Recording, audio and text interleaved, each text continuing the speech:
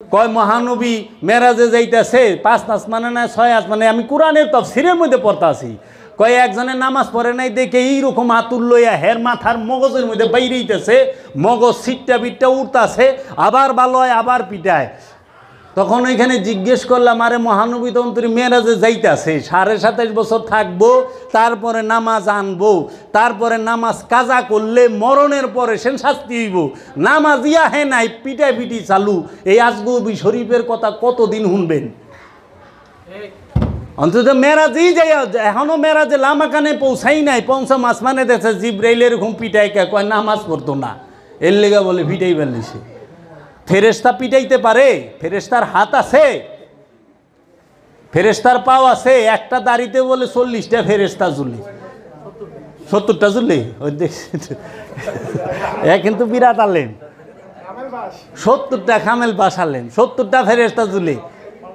আজ পর্যন্ত একটাও দেখলাম না। ডেলি আশ্রয় 4-5টা দাড়ি পরে আমার, আমি দাড়ি পড়তে দেখছি, ফেরেশতা পড়তে দেখি নাই। তো কাজী আপনারা কি কন? এগুলা কোরআনের কোথাও নাই, একটা জায়গায় দেখাইতে পারবো না কেউ। এই কিনা আজগবি শরীফের কথাবার্তা, কারণ ওই জ্ঞান গবেষণাকে ঢাইকা দিছে এই ওহাবি উমাইয়া আব্বাসিয়া রাজবংশ। মুসলমান যেন জগতের বুকে উচ্চ জাতি হিসেবে মাথা তুলে দাঁড়াতে না পারে, কারণ এই আবু জাহিলের বংশ, এই সাহেবা উকবার বংশ, এরাই ইহুদির সবচেয়ে বড় দালাল। এগুলা গভীর চক্রান্ত। যারা জ্ঞানী, মুসলমানের মধ্যে যারা মহাজ্ঞানী, তাদেরকে সবসময় অত্যাচার করছে, হত্যা করছে। দেখেন আলে রসুলের সমস্ত মহাজ্ঞানীদেরকে, প্রত্যেকটা আলে রসুলকে হত্যা করা হয়েছে। মাওলা আলীকে হত্যা করছে, মা ফাতেমাকে হত্যা করছে, ইমাম হাসানকে হত্যা করছে, ইমাম হুসাইন আলাইহিস সালামকে হত্যা করছে, ইমাম জৈনুল আবেদিন আলাইহিস সালামকে হত্যা করছে, ইমাম কাসিমকে হত্যা করছে, ইমাম বাকেরকে করছে, ইমাম আলী আসগর, ইমাম আলী আকবর, ইমাম আলী তাকি, ইমাম আলী নাকি, ইমাম হাসান আশকারি, সবাইকে হত্যা করছে আলে রসুলের। এবং বড় বড় আল্লাহর ওলিদেরকে হত্যা করছে, কারণ তারা মহাজ্ঞানী। এই জ্ঞানী যদি থাকে, আরও জ্ঞানী তৈরি করব। এর জন্য জ্ঞানী সরায় দাও, তোমরা এমনি পুঙ্গ হয়ে যাইবা। এর জন্য কোনো এক কবি বলছে, তুমি আমাকে একটি শিক্ষিত মা দাও, আমি একটি শিক্ষিত জাতি দেব। মা যদি শিক্ষিত হয়, তার সন্তানগুলোও শিক্ষিত হয়। তাহলে মাই তো মূর্খ, সন্তান কই থেকে শিক্ষিত হইব?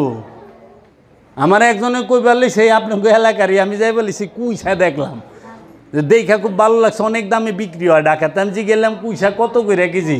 800 টাকা, 700 টাকা কেজি বিক্রি হয়। তা আপনারা এন থেকে বেছেন কত? কই 300, 350। আমি কই তাই? তো ফট করে এক মহিলা কয় কি, আরে কুইসা মাছে তো নামাজ পড়ে। আমি কই ইন্নালিল্লাহ, এটা আবার কবে থেকে হইল? তাহলে সে তার সন্তানকে কি শিখাবে? এটাই তো শিখাইব। এর জন্য শিক্ষিত মা শিক্ষিত জাতি, মূর্খ মা মূর্খ জাতি। আমাদের মায়েদেরকে, বোনদেরকে ঘরে ঢুকাই দিছে, স্বামীর সেবা করবা, স্বামীর পায়ের নিচে জান্নাত। স্বামী হয়ে রয়েছে জাহান্নামী, আর বউ স্বামীর পায়ের তলে জান্নাতে থাকবো। আশ্চর্য! এই আজগবি শরীফের কথা। মায়ের পায়ের নিচে সন্তানের বেহেশত, এইটা ঠিক, কিন্তু স্বামীর পায়ের নিচে স্ত্রীর বেহেশত, আয় হায় রে! কয় কি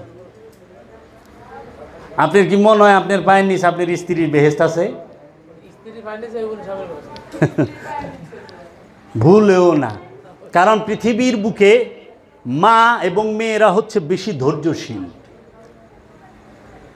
মায়ের জাতিটাই হচ্ছে ধৈর্যশীল তারা।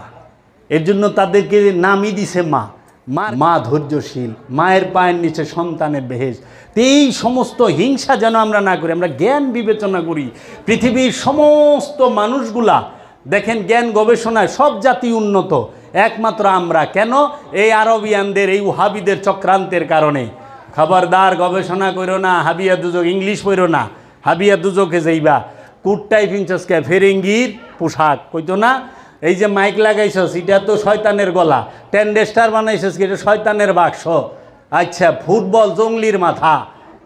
এই মাদ্রাসার মধ্যে আমরা নিজেরা, আমার মা, আমার আপন বড় মামা হচ্ছে বিরাট আলেম, আমার বাবাও মাওলানা, কিন্তু আমার নানায় সে তার পোলা ওই যে গো স্কুলে পড়বার দেয় নাই। কে? ইংরেজি পড়লেই আমার নানা জাহান নামে যাইবগা।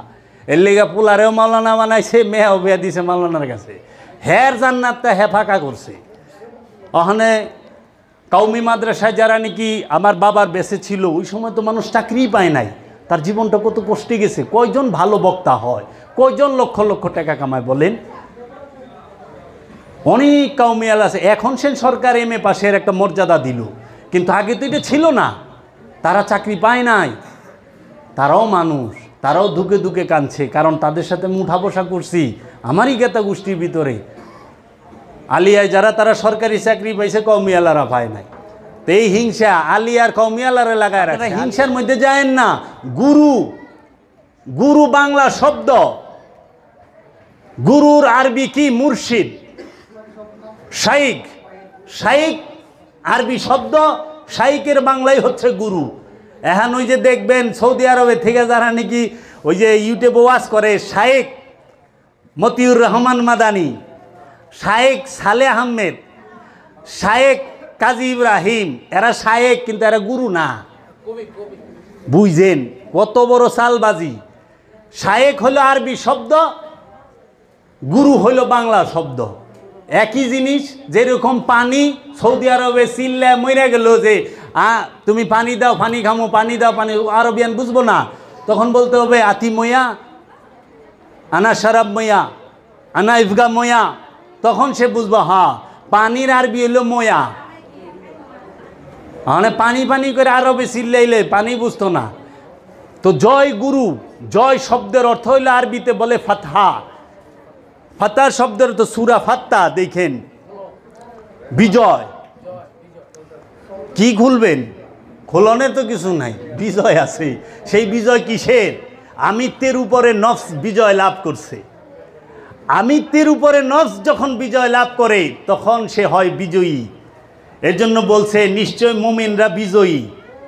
আমানু বিজয়ী, এটা গুলো কয় নাই, কারণ মুমিনে নফসের উপরে, সে খান্নাসের উপরে বিজয় লাভ করছে। খান্নাসের কুমন্ত্রণা থেকে সে বিজয়ী হয়েছে। কুমন্ত্রণায় কাজ হয় না, সে বিজয়ী। এর জন্য বলে কি জয় গুরু। জয়ের আরবি হইল ফাতা, গুরু, গুরুর আরবি হইল শাইখ। ফাতা আল শাইখ, আল মানে একমাত্র, ফাতা মানে বিজয়, শাইখ মানে গুরু। একমাত্র বিজয় গুরুর। ঠিকই তো, ওই যে বললাম কি মুমিন বিজয়ী। কার উপরে বিজয়ী? খান্নাসের উপরে। রসুল রাজনীতি করবার আসে নাই। এখন রসুল অনেকে রাজনীতিবিদ বানায়, কখনোই না, এটা মিথ্যা। কারণ রসুল হচ্ছে সমস্ত আলমের জন্য, কোনো দেশের লিগে রসুল না যে এইটা বাংলাদেশের লিগে না। মহানবী কুল কাইয়ানাতের রসুল। তো মহানবী কিভাবে মদিনার মক্কার রাজনীতি করবার যাইতে? জিজ্ঞেসি পার্টির নাম কি? পার্টির নাম কি? আপনি এত বড় আলেম, মার্কা লইলেন বট গাছ, তখন শিরিক বেদাত হইল না। বট গাছ তো হিন্দু গো বানায় দেয়। বট গাছ কি হিন্দুর গাছ? বট গাছ হইলে আল্লাহর গাছ, আল্লাহ সৃষ্টি করছে। একটা মানুষ সারা জীবন তপস্যা করলে একটা গাছ পয়দা করা পারবো? বট গাছ বানায় দিয়েছেন হিন্দু। আশ্চর্যের বিষয়। এইগুলার থেকে আপনারা বাইর হন, জ্ঞান দিয়ে বিবেচনা করেন। যে গরু খাইলে মুসলমান হয়ে যাইবেন, আর কাউঠা খাইলে হিন্দু হয়ে যাইবেন। আরে আরবিয়ানরা সবচেয়ে বেশি কাউঠা খায়। এই যে শীতের সিজন আইতেছে না, চিংড়ি মাছ, কাঁকড়া, ঝিনুক, কাসিম ঠেইলা খাইব। নিজ চোখে দেখেছে, দুই চোখ দেয়া বাজারে। অগভীরে খারিক সামনে যাওয়া যায় না। আর আপনারা তো মাকরু না যায় হারাম কই অস্থির। কই ফেলেন কিনা কন আপনার পছন্দ না, আপনি খায়েন না। হারাম তাকে বলে যেটা আল্লাহ এবং আল্লাহর রসুল নিষেধ করে, তাকে বলা হয় হারাম। হারাম মানে নিষিদ্ধ। হারাম করতে পারে একমাত্র রব্বুল আলামিন এবং রবের রসুলে, আল্লাহর রসুলে। আল্লাহর রসুল এবং আল্লাহ যেটাকে নিষেধ করছে সেইটা হারাম। কোনো মৌলবী নিষেধ করলে হারাম হয় না, ওইটা হইল অপছন্দ, যেটা আমার পছন্দ না। হালাল হারাম এটি আগে বুঝতে হইব। পছন্দ অপছন্দ, না পাক আর অপরিষ্কার, দুইটা এক না। পাক আর পরিষ্কার এইটাও এক না, পবিত্র আর পরিষ্কার এক না। তো এইগুলাকে বুঝেন, সময় হয়ে গেছে অলরেডি, এখন মানুষ বুঝতে শিখছে। অহনে আগের দিনের কাম কথা কইলে হইব না যে এক উঠে এক কমলা লইছে হুইয়া পড়ছে, এই আজগবি শরীফের গপ্প শেষ, এই নেতা কাম হইব না। তো কাজেই আপনারা অবশ্যই একজন উলিয়ে কামেলের মুরিদ হবেন। কোন অলি? যে আপনাকে নফসকে চেনার শিক্ষা দিতে পারবে, যে আপনার আত্মপরিচয়ের শিক্ষা দিতে পারবে, যে আপনাকে পবিত্র হওয়ার শিক্ষা দিতে পারবে। বাবা জাহাঙ্গীর কইতো, পিসাব গুরু গম্ভীর ভাব, লড়ে না চড়ে না, সব সময় হালে থাকে। কয় হালে না, কিচ্ছু জানে না, লইরা সইরা বিপদে পড়বো, কোনটা কইব কোন বিপদে পড়বো, এর লেগা চুপ। এর লেগে একটা কথা আছে, মূর্খ যদি চুপও থাকে তারপরও জ্ঞানী মনে হয়, আর জ্ঞানী মানুষ যদি অনেক কথা কয় তারপরও তারে মূর্খ মনে হয়। তের লেগা অহংকার বেশিরভাগ পিসাব গুরু গম্ভীর ভাবে থাকে, যে হালে আছে, হালে না, বিপদে আছে, কোনটা কয়ে কোন বিপদে পড়বো। বাবা জাহাঙ্গীরের এক একটা কিতাব পারমাণবিক বোমার মতো।